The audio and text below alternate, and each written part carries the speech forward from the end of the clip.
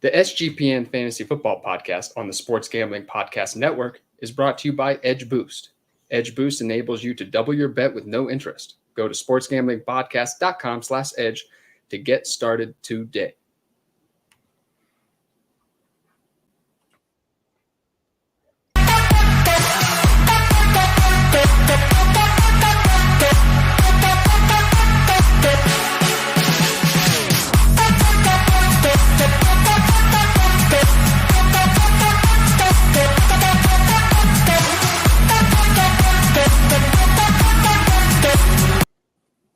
All right, that's always like a shot of espresso in the morning. I love that intro. You know, we might be introducing some new electronic beats into the podcast in the coming beats, though. I am joined by Justin Bruni, as always. How you doing, my friend? Doing well. It's a mid Thursday day show. We're usually in the morning, so this is a little change of pace. I like it. Ready to talk some Dynasty QBs. Very excited. How are you? Doing fabulous, ready to bring the people some Dynasty fantasy football quarterback action. I just figured this would be a good topic to discuss because Dynasty rookie drafts are over, and now we are in full into Dynasty startup season. People are joining leagues like right now like crazy. So redraft season is right around the corner too. We'll be factoring in a little bit more of a long-term approach today. With that, I figured we just drive right into it. So the obvious. This is like, when we were discussing Bijan Robinson for months when we were doing those rookie drafts, and we were just like, all right, who's going to tell the people why we're taking Bijan Robinson? But first one, there was no debate here. It is Patrick Mahomes at the number 1 spot. You know what? I'm a Chiefs fan. I have Chiefs back on this side. I have Chiefs poster back here. I have my Chiefs shirt on too. Obviously, I'm a homer, but you have Patrick Mahomes number 1 as well. I'll let you dive. Of course, why is Patrick Mahomes the dynasty quarterback 1 for the long term? Is it just me, or am I like the only person that's always waiting for him to throw like 4 touchdowns in a quarter?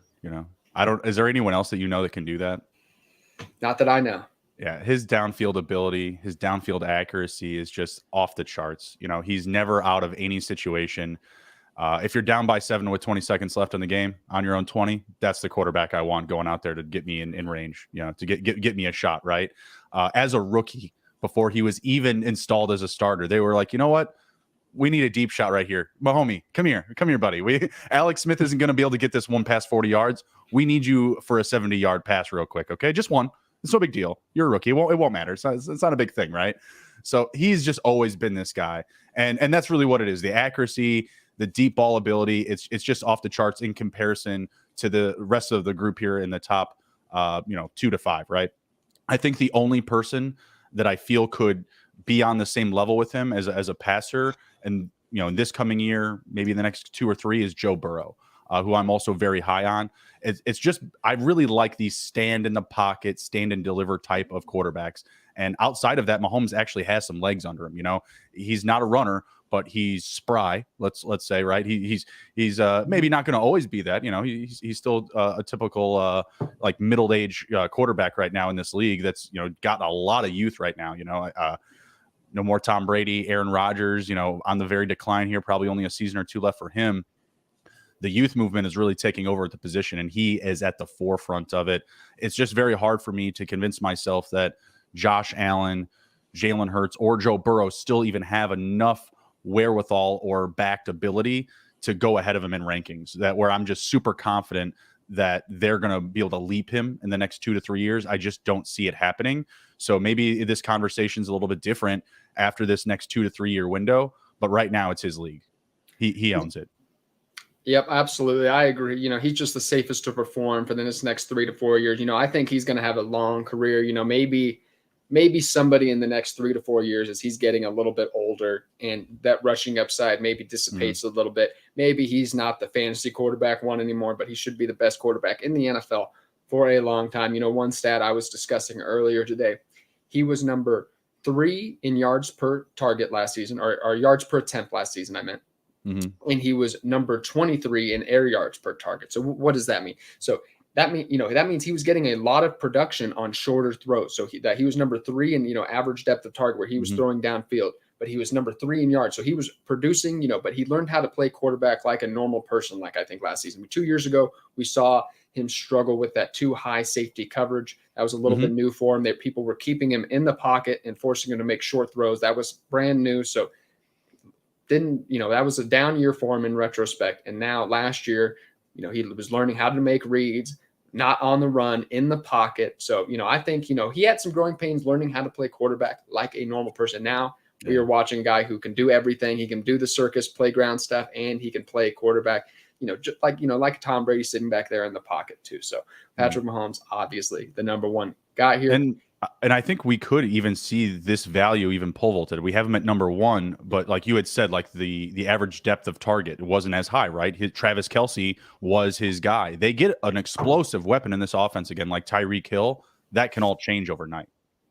Yeah, exactly. So, the offense has shifted a lot, but yes, if we add another game breaker to this offense, maybe not this season, but the following season, definitely Patrick Mahomes' outlook could increase. And, which is why I actually have Patrick Mahomes as my quarterback 3 in redraft rankings this season. But yes, quarterback 1 for Dynasty, obviously. That leads into some of the things that I'm concerned about is doesn't necessarily have a lot of strong weapons at wide receiver. So I prefer 2 options ahead of him, but we're actually going to dive into those names in the next 2 spots. So up number 2 is Josh Allen. You had him at number 2. I have him at number 3. But, I think the disrespect is crazy over these last couple. I just see him falling back on rankings. People clearly putting Joe Burrow ahead of him and stuff. Man, this guy was had 11 top 5 fantasy quarterback performances last season. I know he just had a rough stretch of passing towards the end of the year, maybe due to injury. Only had 2 300-yard passing performances in those final 8 or 9 games. So I expect Josh Allen to bounce back, even though the Buffalo Bills didn't necessarily have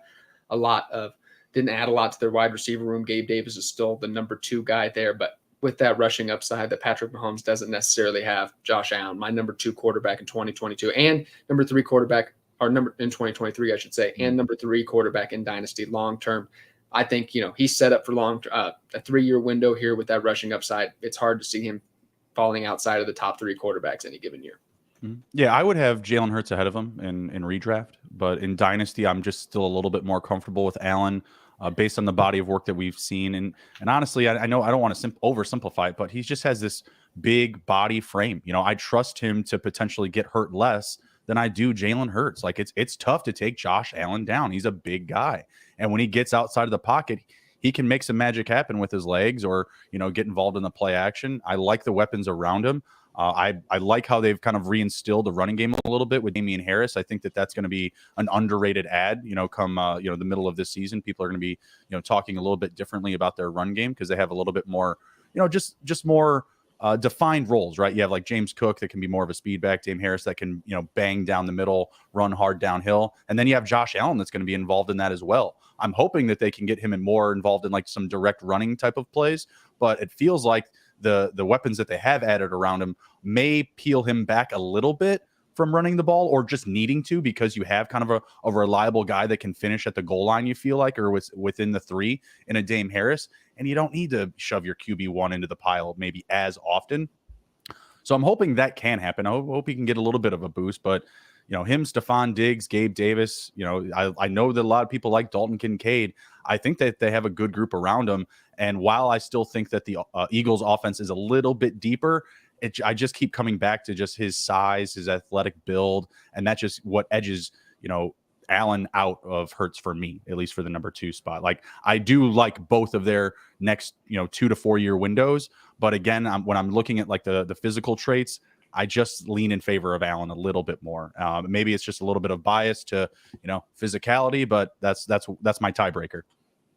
I will actually give my because that leads perfectly into our number 3 consensus quarterback, Jalen Hurts in Dynasty rankings. But before we dive into that, I just want to give one more shout out to our friends over at Edge Boost. Have you signed up for Edge Boost? Yes. If you're not, you are missing out. Edge Boost is the world's first bet now, pay later Visa card. Similar to buy now, pay later programs, Edge Boost enables you to double your bet with no interest and pay back the advance over 4 weekly installed payments. That's right, 0% interest.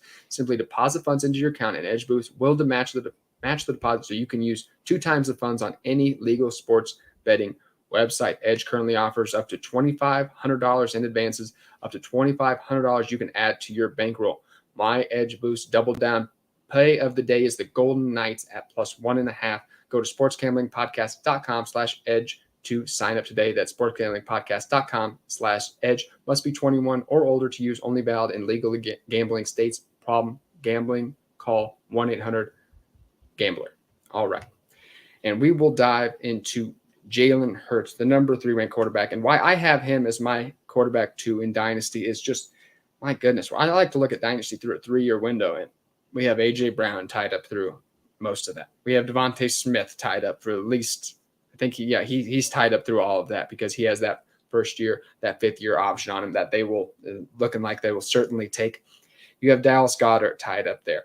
Jalen Hurts he has one of the most guaranteed contracts in the NFL over the next 5 years. So he is going to be there assuredly over this. It's just a perfect situation for these next few years to have fantastic fantasy output. I mean, he's my quarterback 1 this season, and for redraft purposes for that reason. And, we should factor more of this season into our dynasty. I mean, this season is extremely important coming up. Like I said, through a 3-year window here we're looking at, that's a third of the year. So Jalen Hurts, my number 1 quarterback this year. And I have no reason to think that he won't be for sure top 3 quarterback in 2024 as well. So just a perfect situation for success. Number 1 in rushing attempts last year, number 1 in rushing touchdowns.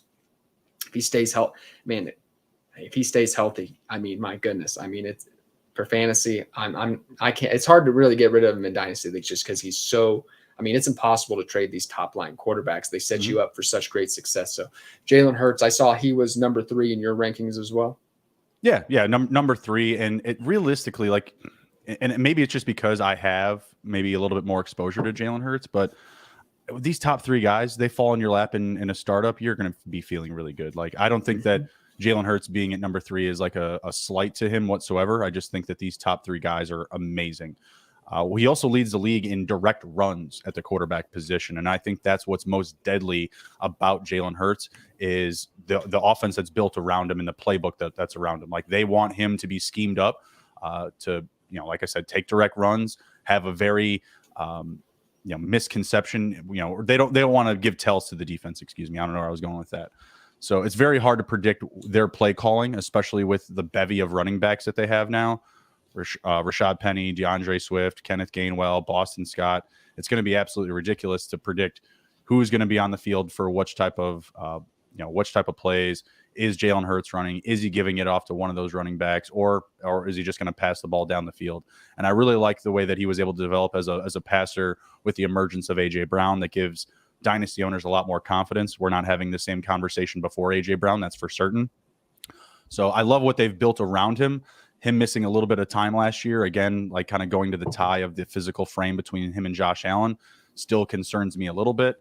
I've been scooping up all 3 of these guys in best ball, redraft, dynasty.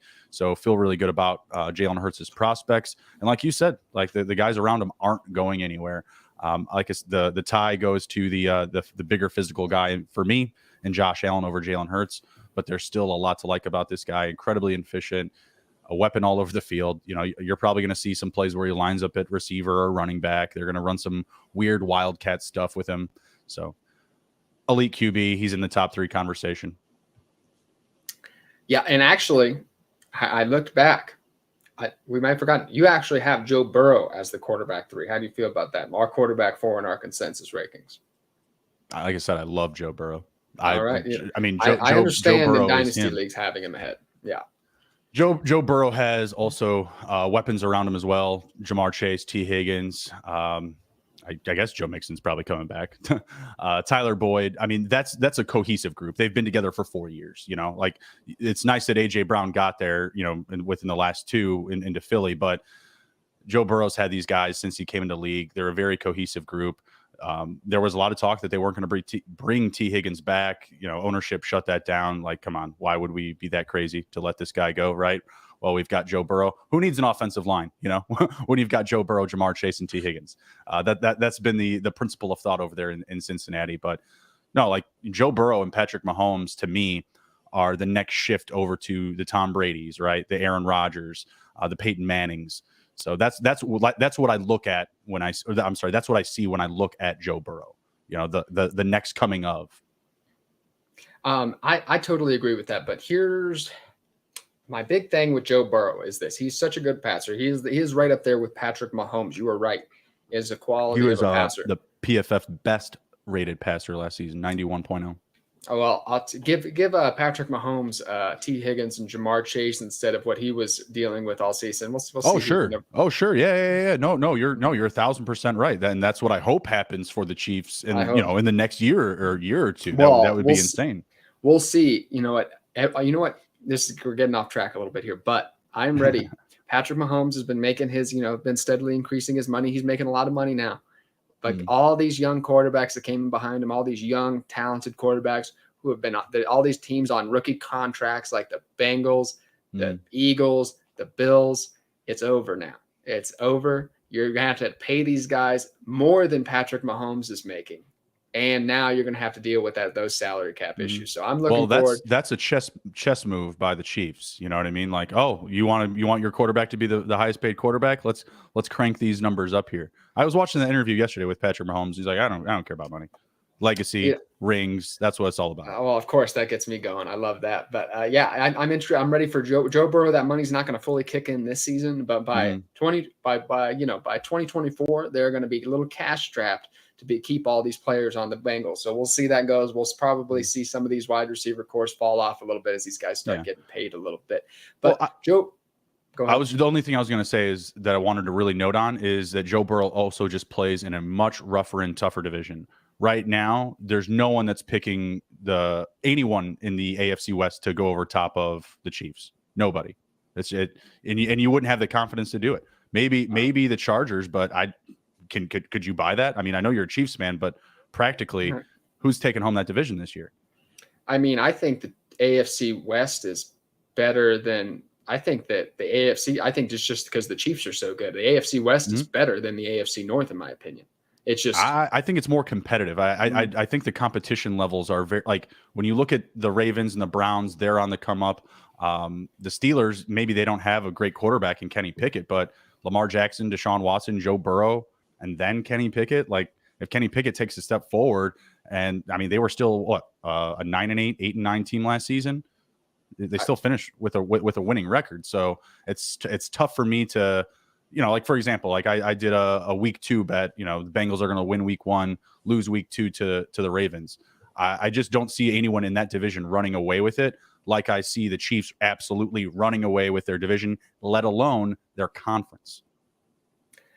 Like I said, I agree that I think the Chiefs have the best chance maybe of winning. Actually, I don't even know. Like the Chargers, I think are going to bounce back. I think they're going to be a formidable foe. I think the Chargers are better than anybody the Bengals be facing in their division this year. I think they'll bounce back. And I don't think the AFC North is that rough and tumble division that it once was. The defenses aren't intimidating anymore. I think this is actually probably going to be an offensive division, which isn't typical. Roquan Smith and the Ravens. We'll see. Like I said, I think this is more of an offensive kind of firepower division all of a sudden now instead of the typical defense that we will. But we'll table the general NFL talk. We'll get back to fantasy. But the Joe Burrow, I guess the one concern I have for Joe Burrow is that he's not going to add anything with his legs, which kind of puts him beneath these quarterbacks. And why he's my quarterback 5 in dynasty rankings, I love the floor. And I think, I think he's one of the safest, probably the second safest player to produce over these next 4 or 5 seasons. Like if you're picking the safest floor behind Patrick Mahomes, I think it's Joe Burrow. But like I said, I just don't think he's not going to add anything with his legs. And looking through 3 years, we're not playing dynasty 10 years from now. We're playing, like I said, I like to play in these 3-year windows. So I actually have Justin Herbert ranked ahead of Joe Burrow. Justin Herbert's my quarterback 4, our consensus quarterback 5. And I think, Justin Herbert just had a really rough year last year. He was, his expected fantasy points per game and actual fantasy points per game, there was a big difference there. And he only threw 25 touchdown passes. It was just a weird year. He got hurt early on, and his rushing upside dropped significantly as a result. So Justin Herbert, as long as Keenan Allen, Mike Williams are out there, they added Quentin Johnston. I think we're going to see a bounce back. Rashawn Slater back at left tackle. They lost him early on last year. So I think Justin Herbert is set up for a big year. I think after kind of being forgotten about this past year, I think next offseason, I think Justin Herbert will be cemented right in that conversation with Josh Allen, Joe Burrow. I think he'll be seamlessly right in that top 5 quarterbacks again. But I know he's your quarterback 5. You just had small difference there. So what's your outlook on Justin Herbert going forward? I like him a lot. I mean, he still threw for 4,700 yards last year on a down year. That's great. You love to see that.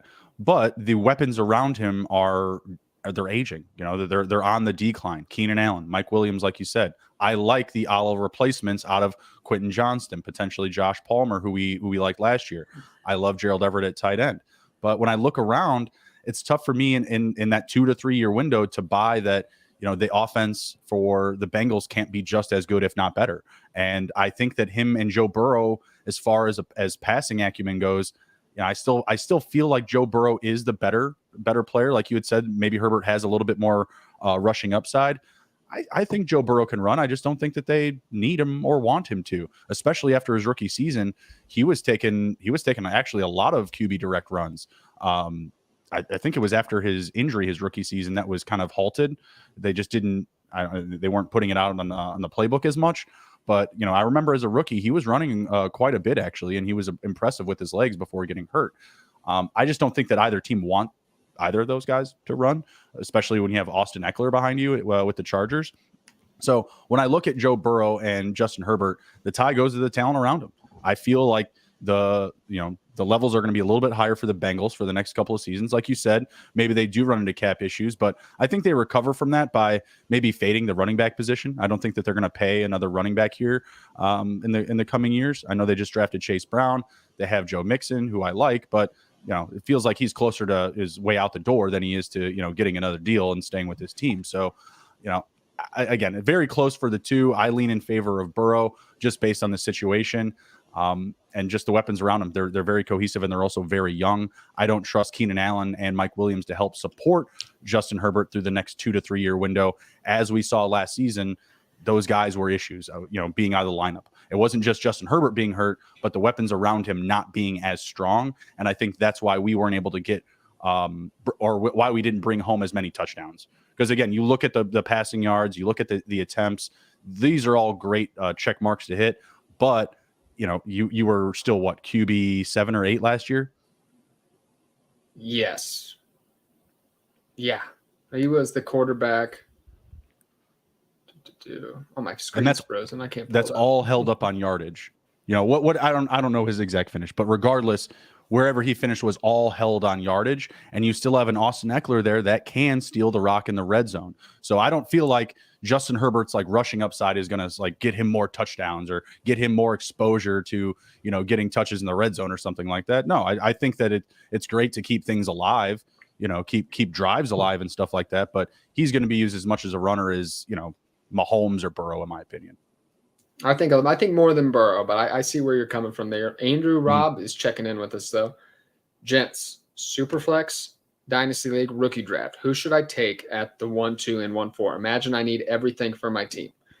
So a quarterback at 1, 2, it's Richardson for me, and he's you know, we're going to talk about him today. He's our number 12 quarterback in these rankings. I don't have any other rookies ahead. You can take the upside.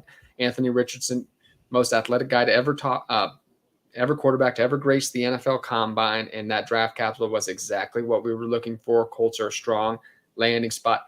And at the 1, 4, I'm probably double-clicking best player available and taking another quarterback, probably whoever's left between Stroud and Young. You don't, if you're absolutely set at quarterback and your league doesn't really trade, I usually like to go for value. So, you know, I'd like to take the 2 quarterbacks and maybe look to sell one, even if you didn't need both quarterbacks.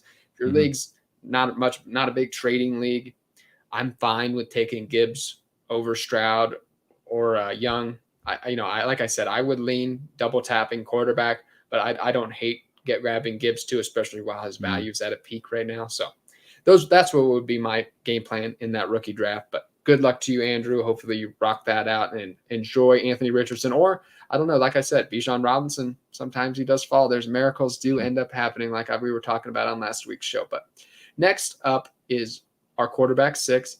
And you had him at quarterback 6. I had him at quarterback 7. Our next 2 quarterbacks are tied. We just had them switched up a little bit. But I'll give you the tiebreaker here. It is Lamar Jackson in the 6th spot. Why do you have Lamar Jackson here? You know, I'm assuming you're anticipating a bounce back. Oh, yeah, absolutely. They've built up the offense around him. There's a lot more weapons, and this is still a guy that's going to run a lot. Like, I know that people are getting excited, like, oh, this new offense is going to have, you know, Lamar passing more than he's running. Get out of here. You're being silly. That's not what he does.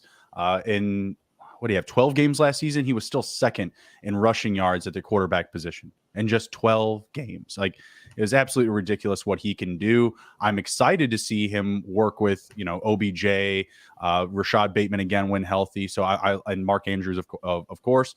Like the weapons that they have around him and what we've seen from him, he can be an elite passer. His sophomore season, I believe he had about 36 total touchdowns. I think 26 or 27 passing. This guy can do it all, really. He just needs the weapons around him, and it needs to stay healthy.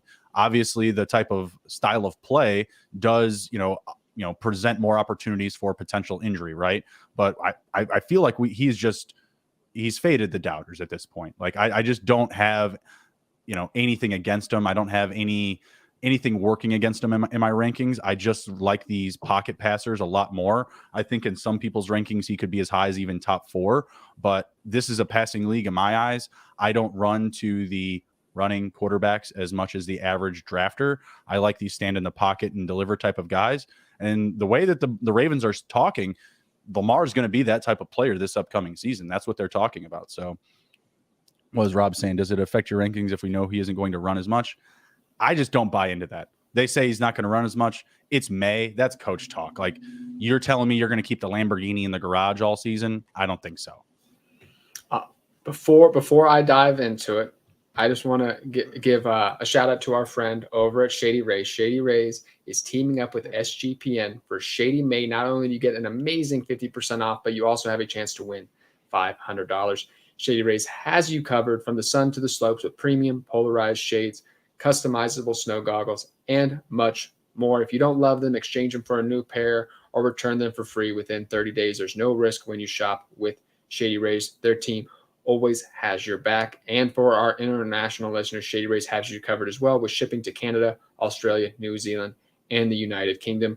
Go to shadyrays.com and use code SGPN for 50% off 2+ pairs of polarized sunglasses. And remember, May is almost over, so make sure to take your receipt to sportsgamblingpodcast.com/shady for your chance to win the $500 Shady May contest.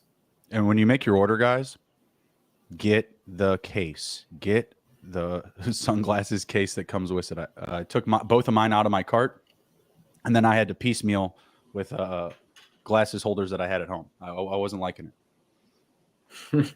It's worth the extra $8. Absolutely. I'm bad. I'm bad on my stuff. I'm hard on my stuff, my good stuff that I buy, my sunglasses, my AirPods, whatever it may be. So definitely grab that case. But Lamar Jackson for me, here's my thing. I just don't know if he's the quality of, if he's going to take rush significantly less, maybe like a Kyler Murray or something like that. I just don't know if he's that quality of passer to elevate like that. He has never produced better than a low-end wide receiver 2 one time with Marquise Brown and everything. I know this is the best wide receiver Corey's had. There's just my doubts. He did throw 10 touchdown passes in the first 3 games last year with Rashad Bateman, only 7 after that due to injury and kind of a lack of weapons around him. It's just, if we're going to ask Lamar Jackson to be a completely different player, that's going to give me doubts about what he can do. He's the number 4 ranked quarterback on Underdog right now. If he's going to deliver on that, he's going to have a lot of strong rushing performances. So we'll see about that. I'm just a little bit more trepidatious, is why I have him as my quarterback 7, but not very far behind. Obviously this is our quarterback 6 here. But do you buy that though? Like, do you really believe that just because? Really? Maybe a little less. I mean, it's possible, like a little less rushing. Yeah, I buy that, but it's going to still have to be a significant part of his game plan. He's not going to be able just to sit back there and have teams. He's going to need to be drawing a lot of defenders because of the scare that he's going to run to elevate his passing, because that's what elevates his passing a lot of the time is they're dedicating a lot of defenders to the box to stop him from running the ball. Opens up a little bit more downfield for him. So that's how he's going to succeed as a passer. So I think he's going to have to set that up a lot. So you had mentioned that season with Marquise Brown, that was the MVP season. The weapons around him were they were dull. I mean, other than Mark Andrews, everyone was nobodies. No significant running game outside of him. Marquise Brown was the best receiver. I think Mark Andrews had maybe been hurt a little bit that season. I'm not sure. That was his sophomore season, I believe 2019, and the team went 14-2. it's just hard for me to believe that they can't be that same type of team again. This is the best team around him that he's had, on at least on paper, since he's been in the league. So I think there would be more reason to be excited about him as both a passer and a runner. I just don't see that fading from their playbook or the opportunities that he's going to have, because you look at Justin Fields last year. Yeah, they set him up for a lot of direct runs, but most of his yardage came on scrambles. I just don't see how that can't be the same reality for Lamar Jackson. Yeah, no, I think Lamar Jackson, I just don't think that the wheel is going to be reinvented, like you're saying with this. I know now that Greg Roman's gone, I know people are like, man, this is going to be a pass-happy offense now. I doubt it. I think the Baltimore Ravens are a lock to be, once again, one of the most run-heavy teams in the league with Lamar Jackson, with J.K. Dobbins, which is just fine for fantasy football leagues. I just don't think it's going to come how some fantasy managers are anticipating. So we're just going to hope that Lamar Jackson's going to stay healthy, because if he is, he can definitely pay off and put, at least be an MVP. QB1 on any season. Yeah, exactly. Be an 100% healthy. MVP for fantasy football purposes. So I love that. Next up here was my quarterback 6, your quarterback 7, tied in our rank. So, you can call it tied for 6 here. Trevor Lawrence. We finally saw it last season. It saved all my dynasty leagues because I went way in his rookie season, investing, so I was drafting him in a lot of first round and super flex leagues. Finally paid off.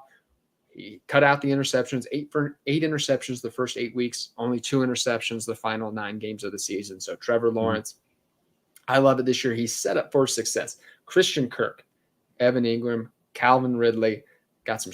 Zay Jones was phenomenal at the end of last season. Travis Etienne, Tank Bigsby back in the backfield. I mean, what else could you ask for? This is Dearness Johnson. That's what else you could ask for. Well, he's got that too. So Dearness Johnson's there. So yeah, I think Trevor Lawrence, I mean, if he's the real deal, he is going to finish as a top 8 quarterback this year. He's going to, he's kind of Justin Herbert-esque, maybe even a little bit more so, in the sense that he's going to add 300, 400 yards rushing potentially. In that is in his range of outcomes, is what I was trying to say. So I'm super excited about Trevor Lawrence this season. He may be priced towards his ceiling for redraft purposes already, but for Dynasty, I think you're set up for long-term success here. What's your feelings on Trevor Lawrence coming into 2023? Love what I saw out of him last year. Great bounce back. Someone that was being compared to a Peyton Manning-esque type of prospect as a rookie. Obviously, we didn't see that level of, return from Urban Meyer, in year 1.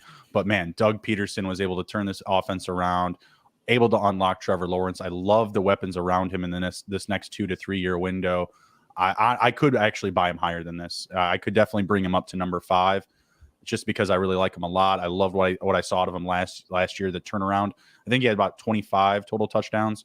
I think he about doubled that. I think he had like 12 or 13 the year prior. Maybe it was a little bit higher. I'm not sure. But he was also able to cut his interceptions in half from year 1 to year 2, which I think is a really important. You had mentioned just 2 interceptions down the stretch of the season. I think there's a lot to be confident about with Trevor Lawrence. Realistically, just because of the group around him, he has weapons. He has a good coaching team and scheme. So I like Trevor Lawrence. A lot of boxes being checked here for him. Great weapons around him. Has the youth, has the legs, can pass downfield. I think we're only going to see him getting better. So I do think that this is a great value for that 2 to 3 year window, because I think next year we're talking about him as a top 5 option. Yeah, absolutely. It's somebody who's the most likely person to definitely step in, I believe, as a top 5 consensus dynasty quarterback, most likely to enter that elite tier along Joe Burrow, Josh Allen, all those guys. And maybe Patrick Mahomes is on his own tier, which as a Chiefs fan, I feel comfortable saying. So I don't hate it. With that, we actually have 2 tied for the next 2 spots as well. First up, we'll talk about Deshaun Watson as the quarterback 8. Obviously he's had a down year last year, and it's been a couple of years since he's performed, but I think it's fairly obvious why he didn't perform last season. We're looking at guys, everybody in the NFL who plays for the most part, unless you have your uber talented guys who don't have to try, but everyone is so dialed in. You have guys who are working 10 hours a day at football, and they're practicing, working at this every single day. And Deshaun Watson has been heavily distracted for the last couple of years, has not been solely dedicated to football. So I think it was expected to see him struggle last season. There were some positive signs. I saw a lot of run, he had a lot of games where he scrambling. So I think, another guy with 300 to 400 400 yards rushing to mix in. This was a guy who finished as a top 5 fantasy football quarterback 3 years straight the last time we saw him. What do you expect out of Deshaun Watson going forward? Do you think we see him return? Obviously quarterback 8 to 9, where you had him quarterback 9, is obviously not where he once was, but you see him at least, returning to form a little bit, I should say. That's where I'm comfortable taking him. I do see him having the potential to move up a few spots, but I don't see him being a top 5 option after this season. I feel very comfortable with him anywhere like 9 through 12, because I do think people in your startups are going to discount what he can potentially offer. So I actually think you can get him later than QB9 in some startups, because he's a polarizing player, right? I do believe, like yourself, the farther that we get away from the legal issues and the closer that we get to him being more of a full-time 17 full season quarterback, people are going to be more confident on him. They're going to see more things on the field. They're going to make them believe that, hey, this guy can help my fantasy team. And I think that this season's going to be a huge year for him. I love the weapons around him this year. I like that they went out and got Elijah Moore. I don't love Amari Cooper, as a fantasy owner, but I think that he's a good fit, for Deshaun Watson. Someone that can stretch the field, who can also be a possession type of receiver. I like all the weapons around them. I think it's going to be a lot of Nick Chubb, and I think Nick Chubb's going to help Deshaun Watson look really good this year. They're going to get in the red zone a fair amount. Watson's going to be able to finish inside the 5 or the 10, because they're missing maybe a secondary running back behind Nick Chubb. So I do think that you could see Deshaun Watson get in that mix potentially for like 7 to 9 rushing touchdowns, and also bring home 25 plus passing touchdowns. I don't think that's really crazy to say is outside of his potential production he can bring home this year, just based off of the offense around him. I don't think that Stefanski's going to be like, Deshaun Watson, let's just keep him in the pocket, right? I think that they're going to use him to his fullest ability. He'll run the ball. He's a good passer. I just think that we need to see it more. You haven't, again, like even with comparing Patrick Mahomes to Josh Allen, you have that confidence because of what you have seen, right? And the results that have been brought home. There are fewer results for Deshaun Watson. Just 8 games last season? Is that right? I think less than that. He came back in week 12. No, we came back in week 13. I think there was a bye in there too. Yeah, there was a bye. So that's just not enough. Not enough, information to take off of. Like he wasn't going to be good. He couldn't be with the team. He couldn't be, running through the playbook. Getting on the same page with his guys, having to work on his own. I think that this full off season is going to be big for him. And I feel okay taking him at 9. I think I can get him later. Yeah, you might be able to get him later, but this is a guy. I don't think the talent's probably fallen off. I think he's a pretty safe bet to have bounce back this year. Like I said, I saw when I was go back and watching a little bit of the film, I saw a lot of those things. He's just making some boneheaded plays that I think he can. Yeah. I think they're fixable. You know what I mean?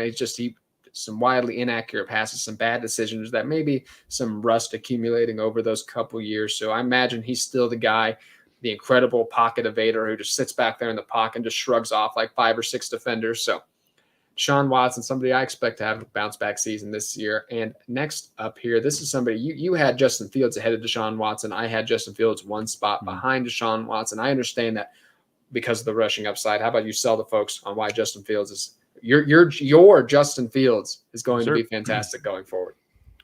You just look at that Eagles playbook, right? I mean, you go out, you get yourself that wide receiver 1 for your running heavy quarterback who needs that assistance. The offense has been just completely thirsty for a true receiver. We have DJ Moore now. We have Chase Claypool. I believe that Fields is going to take a leap forward, a big leap forward as a passer, and you're still going to have a relatively safe floor in terms of rushing yards. I believe he had over 1,100. I think it was over 1,200 rushing yards this past season. I expect that to regress. I still think that he can bring home 800 and 900 rushing yards in this offense, where they're going to run the ball a lot, but the whole priority of this offseason is to build a passing offense for Justin Fields so that he can get the ball out faster. They've built up the offensive line. They've added weapons around him. This is what the Bears have been trying to do. And they gave up huge capital to get DJ Moore. So don't, people that are thinking like, oh, he's going to come in and just kind of be middled in this offense.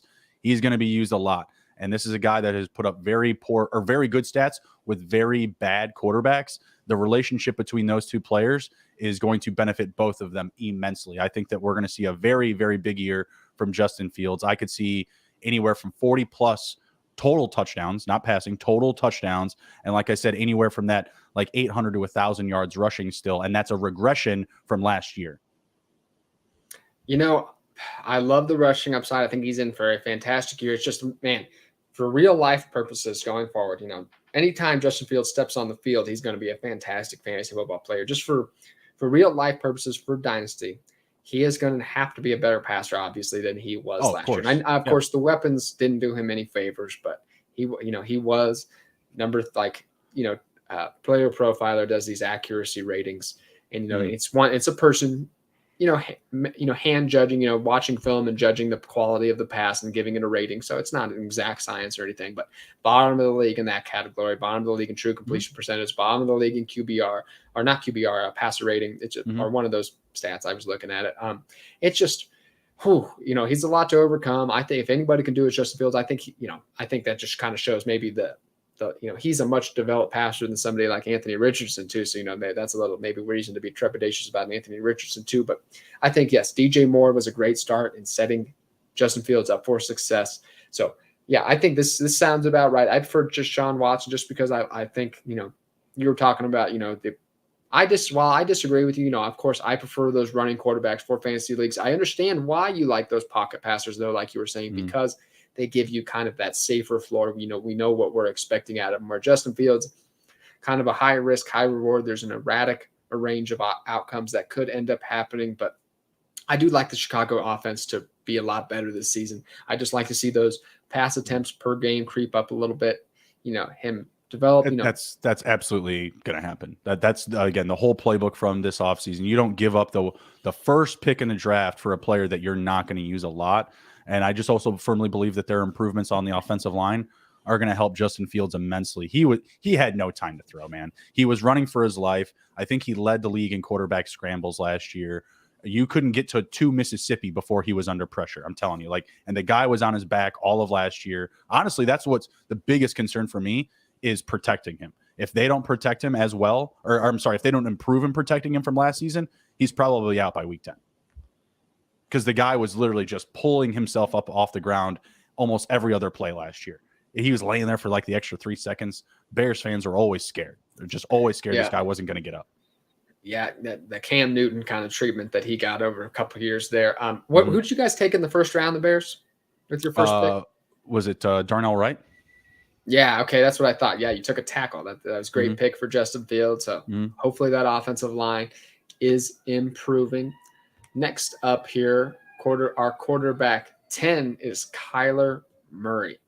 Now, I really like Kyler Murray still for dynasty purposes. He's finished as a top 8 quarterback in fantasy points per game the last 3 seasons.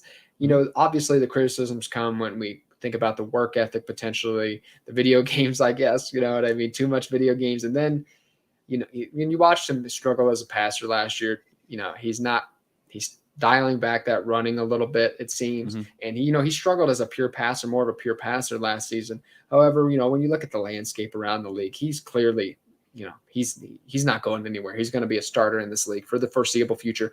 It's just the only, my biggest concern is, can this guy stay healthy? And that's why he's the quarterback 10, not a little bit higher. I think, his potential is still top 5 fantasy quarterback. And I think, he could certainly see that. 2023 could be a little bit, another reason why he's back here is I think his value could be a little depressed this season. Coming back from an ACL injury, he could start off a little bit slow. His legs won't be underneath him. The Cardinals offense, could be a disaster. First year head coach wasn't very strong last year. And then Kyler Murray coming back. Cardinals, they're already projected to have a top 5 pick in next year's draft. So, a lot of uncertainty around Kyler Murray. This is more of a, if he might fall a little bit in my rankings if I was planning on competing this season, maybe not somebody I'm looking at taking, but you're taking a long-term look at your dynasty league. I think Kyler Murray is certainly worth it as the quarterback 10. What are your feelings? Yeah, I think his high range of outcomes is a top 5 quarterback. Under the right circumstances, I think they build a better team around him. This could be a value, in another year here. And again, we have him at 9 or 10? What is it? Our consensus? 10. I think 10 can be a value. If you draft him as the quarterback 10 in a startup this year, I do believe that the next year and the following year, he can give you a top 10 performance inside the top 10, somewhere 5 to 7, either they build up the team around him, or he just walks. He gets out of there, gets in a better situation. And he, like you had said, he's a head and a tier above a lot of quarterbacks in this league. He is not going anywhere. He's going to be a quarterback that's going to offer a safe floor for the next 3 to 4 years. Obviously, this year is a big discount for him because he's coming in with an injury. We don't know when he's going to take the field. But, people are saying like, oh, well, yeah, the Cardinals are going to have the worst record this year. I don't see that happening. I do see him coming back. He's going to rally the team to a point. I'm not saying he's going to get them somehow back magically into playoff contention, or he's going to be some, huge X factor that, affects their wins and losses. I do think he comes back and he gets them out of like that bottom 3. I think, like you'd say, like top or bottom 5, I think they could finish as like the 4th or 5th worst team this year. But there's just a lot to like about him. He still has legs. He still has a good deep ball. I just feel like the weapons around him are depleted. Like I just don't love the roster that they've built around him. I know they went out and got Marquise Brown, who he's really close with, but just because you're close with somebody doesn't mean it's good for the team. Like I feel like they need, another type of DeAndre Hopkins. I'm not saying like you're just going to find that, but they need more big body guys that can stretch the field for him. I think that's when we've seen him at his best, when he's pushing the ball down the field and he's mixing in, some play action with his legs. Yeah, I mean, that'll be the big question. I'm ready to see what we're going to see with the rushing upside going forward off an ACL injury, entering those mid-20s. So Kyler Murray, there's certainly a lot of risk to him, but the upside is certainly, he has the highest upside clearly. He's already bouncing around right now. I mean, he's already up on his legs and everything. I'm sure. People were talking about last end of May, beginning of June, James Robinson's going to retire because of his injury. He's not even going to be on the field week 1. Now, obviously, these are 2 different type of examples here, but the talk in May is always going to be less nourished than August, right? So I think in August, maybe even early September, we're talking a little bit differently about Kyler Murray. There's probably a clearer picture when he's going to be back. And again, I think he does climb from this 10 spot. I think that you're getting him at value right here. And again, like Deshaun Watson, he's another player that you can probably get after quarterback 10 because he's polarizing. There's going to be people in your lobbies and in your drafts that are going to discount him and say, no, he's the COD player. He's closer to being a Twitch streamer than he is a QB1.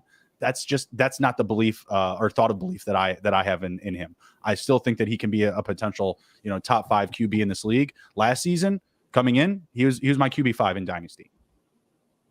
Yeah, I mean, I completely understand why you'd have him that high too. Yeah, the video games, I think, are just kind of a distraction. Hopefully that lets you get him at a value in your leagues. Up next, quarterback 11, your quarterback 10, my quarterback 12, Dak Prescott.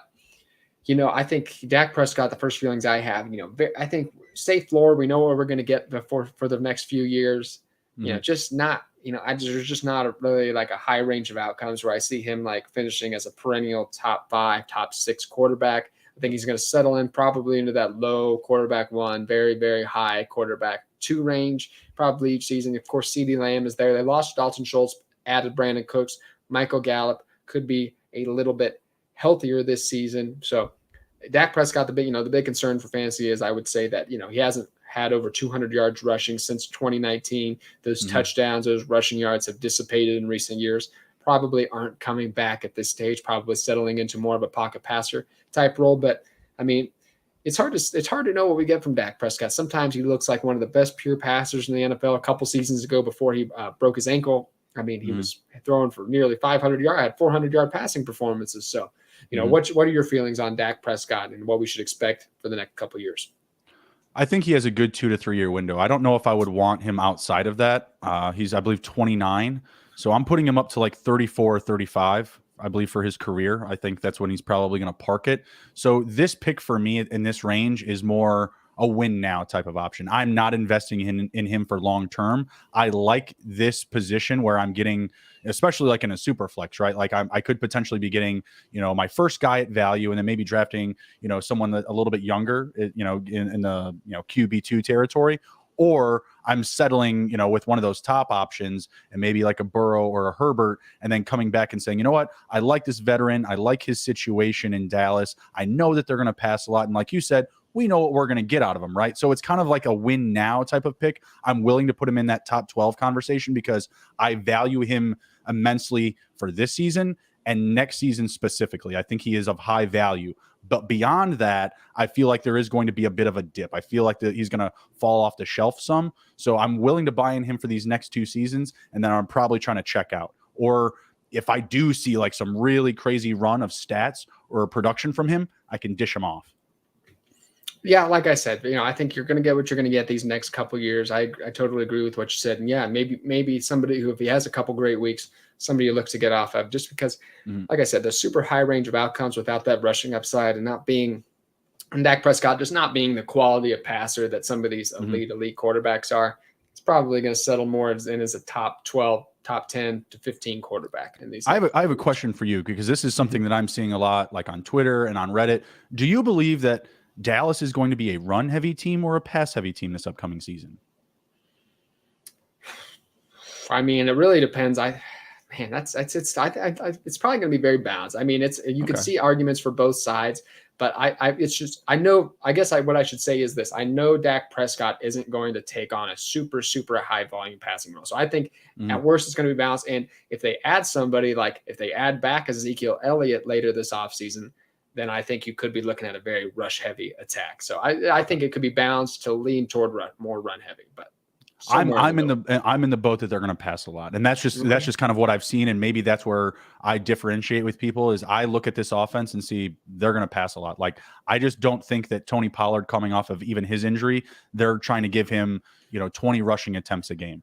Rojo, no confidence there. Malik Davis, no confidence there. I love Deuce Vaughn, but I don't think that he's a guy that you want taking 15 plus carries. Like, he should be used more in the passing game. I think he is more of a pass friendly type of weapon. And right now he could slot in as their second running back behind Tony Pollard, given the lack of depth that they have, or at least perceived depth that they have. So I'm in the boat that they're going to pass a lot. And that's why I'm willing to spend on him again for like this next 1 to 2 year window. Yeah, I mean, I could certainly see that too, especially when you list out that running back room and they get into some positive games, some competitive game scripts too, playing behind a little bit. Yeah, absolutely. Dak Prescott could be flinging that around a little bit. And, if Brandon Cooks steps in and is healthy all year, that's a very dependable wide receiver too. This could be a good passing attack. Last up, we'll discuss our last picks here, because these last 2 picks are, I had Anthony Richardson as the quarterback 11. You didn't have him ranked because we did top 12, but you said you'd have him at 13. Yep. So he falls in at the 12 spot here. And man, I just love the upside. The floor is bottomless. He might not even be an NFL quality passer, but man, most athletic quarterback to ever test at the NFL Combine, just huge human being, like 6'3", 240 plus pounds, and that quick, 4.42 40-yard dash. Yeah, very, very fast, no matter what. So size adjusted, it's absolutely ridiculous. So it's just, man, anytime this guy steps on the field, he could be a top 12 quarterback just because he's going to be running that ball RPO with Jonathan Taylor. I guess the concern for fantasy and dynasty is what's this guy's leash going to be? How long are they going to let him develop as a passer? Because I know the first few times we see him out there on the field, it's going to be a little rough. Just Justin Fields last year-esque, and he's nowhere near as developed as passer as Justin Fields was even. Right. So you could be rough. How long are teams going to let him in? And can he develop into a NFL quality passer? Because I guarantee that he is not that right now, and he's going to have to develop into that. But I mean, this isn't a guy, watching film, this isn't a guy who I'm just like, man, these mechanics are horrible. He's just not doing anything right. I mean, I think he may just need some time to develop. He's not over. I mean, I would say, you look at the tools, you look at the throwing motion, it's a lot crisper than like Malik Willis last year, for example. So I think he's further along than that. But yeah, I think that, of course, there is a lot of concerns. What are your feelings on Anthony Richardson? I think we're looking at a potential, like a Justin Fields level rookie season. I think that with the weapons that he has around him, he's in a much better situation than Justin Fields was. Much better offensive line, better receivers, tight ends, running back, etc. So I think he is in a position to succeed. You just have to believe it. You just have to believe at this point in May and in June if he's going to be the guy. I think that he can be a good passer because of the weapons that he has around him. I still like Alec Pierce. I still like Josh Downs and Michael Pittman quite a bit. You've got 2 big body tight ends in Jelani Woods and Mo Ali Cox. I think that they have a system that they can implement that's going to lead him to success. A lot of running from Jonathan Taylor, a lot of direct runs from Anthony Richardson, and you're mixing in probably a lot of low A dot type of passing options, a very West Coast middle type of offense. You're not going to maybe see someone like leap in production in the league, like Michael Pittman or, maybe even Jonathan Taylor. Maybe he's actually taking away some production from Jonathan Taylor, inside the red zone, because I expect they're going to use him as a runner. With the draft capital that he received and all the talk in Indy, it sounds like they want him to start week 1. They do not want him on the sideline. They're ready for the growing pains. And I feel like I'm ready to buy in as well. I might be just, I may have caught the illness of his hype, as I've said in some previous shows and articles, but I just think that, the potential ceiling that we've talked about many times is much higher than Stroud or Bryce Young in his first year. And you have to take year 1 into consideration. Like Stroud or Young could be the better prospect over the next 5 years, but we still got to play this year, guys. Like we still got to ante up. We got to, restock our stable of quarterbacks in Dynasty. And me and Emerson here are very high on taking Richardson as that top guy because of the potential highest ceiling. That rushing upside, you just can't deny it. Yeah, and Bryce Young and CJ Stroud maybe are more likely to be starters 5-10 years down the line, but that's not really what we're playing for here. So Anthony Richardson, yeah, my quarterback 1 for rookie. And yeah, anytime he's out there, I think he's going to be a great fantasy play just because they're going to have him run the ball a lot. That RPO with Jonathan Taylor is going to be lethal. Low key, I have the Colts winning week 1 up against the Jaguars at home. At least covering the spread. At least covering the spread. Yeah, I didn't like the odds that the Jags were getting on the road. Like they just won the division. They're playing a rookie QB and they're getting like minus 155 on the road. It makes no sense. You're a savage looking at these week 1 spreads. It's May. They pay me to do that. They pay me to do that. Oh Jesus, man! Wow. Plus 3.5. Like, and again, like why isn't it 7? Why isn't it 10? If the market was low on Anthony Richardson, that would be the spread of that game. You know what I mean? Like it's a 3-point game because the Colts are at home with a rookie QB versus Trevor Lawrence that just took a huge step forward, that has a high octane passing offense built around him. Come on. That should be a 7 or 10-point spread. Yeah, I agree with that. I think the Jag, that could be an ugly game. I think Anthony Richardson could certainly struggle that first week. But last up, and I had that was quarterback 12, but I wanted to throw the quarterback 13. I don't have him anywhere near as high, so I wanted to give you an opportunity to sell Jared Goff as your quarterback 13 in Dynasty leagues. Appreciate you. Yeah, you just look at the Detroit Lions and look how they finished last season. When was the last time Jared Goff threw an interception? I mean, knock on wood for the young man, but it feels like they have something there built around him that I feel that gives us more trust in Jared Goff. I love Amon-Ra St. Brown. I love some Sam Laporta. Jamison Williams might be gone for 6 games, but look what he did when he came back with just like 9 to 10 touches. The guy was absolutely electric. I feel like people are still going to discount this team because it's the Lions. Jared Goff doesn't have that brand ability of Patrick Mahomes or even Kyler Murray. But I don't even know why I would have Kyler Murray over Jared Goff. He's in a much better situation. What? Because Kyler Murray can run when he's healthy. You know what I mean? Like what do we? I think that we probably should reevaluate that. Like if you're in a startup this year and you're looking to win now, you're not drafting Kyler Murray over Jared Goff. I just feel like the offense is much better. You look at what they've added in Jahmyr Gibbs. That's going to be a passing weapon. You have David Montgomery. That's also a passing weapon. He's caught 30 plus receptions as a running back, I think, in like 3 consecutive seasons now. I think that they have a lot more push to pass the ball more than they do run. So I like Jared Goff's situation. I think that he's kind of settled in there. People look at the Herndon Hooker draft pick, and they've already talked about redshirting him. I don't think that there's like some immediate threat for Jared Goff to lose his job. And to me, the consignment on burying Jared Goff into like 15 through 17 in Dynasty, it's because his name's I just disagree. It's because of his past. It is because of his past. I agree with that. That's fine, but he doesn't play for the Rams anymore. Okay, like since he's come to the Lions, he's been nothing but good. He's been nothing but great. He's been a quarterback 1. So we're just immediately assuming Jared Goff is bad. He got lucky. So let's bury him in our rankings because he can't repeat or replicate the production from last season. That's not necessarily my worry. And I feel like I'm giving him respect, ranking him as like the quarterback 15, 17. Like I said, I need to pull back those rankings a little bit. But I mean, I guess my concern is this. When you look, Well, you when have to teams are bet that looking, he's going to regress then. You have to bet that he is going to regress from his previous season total. If he's going to be 15 or 16, he was not quarterback 15 last year. no, he was not. You're right. And for redraft purposes, I think he is. Now this is diving into a little bit. I love him at that underdog ADP of quarterback 18. I think it is. Woo, I love that. That is Psycho. Yeah, I know. That It's is going to absolutely return. psycho. And you look at his week 17 correlation, he should be up at 14. Like, come on. Yeah. Like I said, I love him for redraft this season. My concern is, and I talk about this with a lot of these guys and why he settles in a little bit later. Mm-hmm. When the Detroit Lions, and who are probably very competitive, what gives him a little job security is the Detroit Lions are good, and he has all the weapons around him to succeed. Probably not going to be in a position to draft a quarterback, but go ahead. I want to touch back on that though. I want to make a note on that. Go ahead. When the Detroit Lions are looking around at around the league, and they're competing for playoffs these next couple of years, they're competing maybe even for a Super Bowl these next couple of seasons.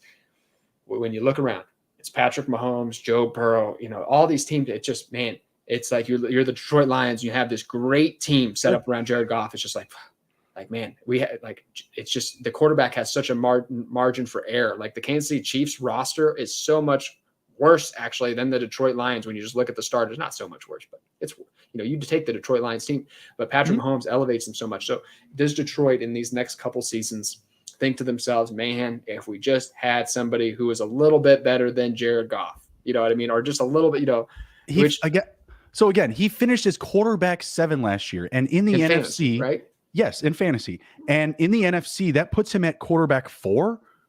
The NFC is completely wide open after the Philadelphia Eagles, in my opinion.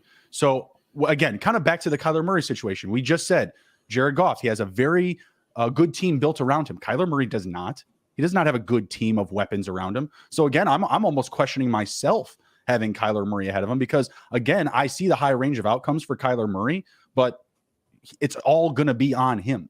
Jared Goff, call him a bus driver, call him a fraud, say that he's going to regress, but if he's going to regress, he has to double down on that. Quarterback 7, and he's being drafted in Dynasty as quarterback 15 through 18. I'll take that all day. And again, I'm evaluating him as quarterback 12. So that means I have him 5 spots back from where he finished last season. I just don't see I see a reality where in that division, they can still be good. Like, I mean, the division only got worse with Aaron Rodgers leaving in the Packers. Like, what I feel like they regressed the most in that division. The Vikings are going to be very middled. When we're talking about like playoff runs and things like that, I think that the NFC is wide open behind the Eagles. I just don't see an immense level of competition in the NFC right now. And if he finished as, like I said, quarterback 4, the guys that finished ahead of him in the NFC were Kirk Cousins in his own division, 1 spot ahead, Geno Smith, and Jalen Hurts. Those are the guys that finished ahead of him last year. So what if he has to regress? I think that we have to have an argument that Geno Smith could regress to this next season. And Kirk Cousins, he's a complete wild card as a player. No. You could look at Jared Goff as the second highest fantasy QB in the NFC. It's crazy. And those are 2 guys I was going to bring up. So let's take a look at some of the quarterbacks difference because he's the quarterback 19 on Fantasy Pros. Let's look. So it's CJ. He's 28 years old. It's CJ Stroud and Bryce Young, 2 top 5 picks in the most recent NFL draft. I get that. The talent, the upside end of outcomes, I would certainly say is higher than Jared Goff's, who was also a number 2 pick in his own right. But the unknown factor, right. The pure passing ability, okay, so I understand where they're coming from there.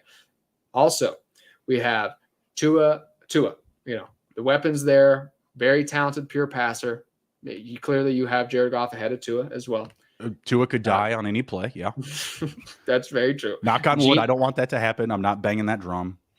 Geno Smith and Kirk Cousins, guys who I would absolutely put in the same category of Jared Goff, guys who maybe not the most talented guys, but perfect situations.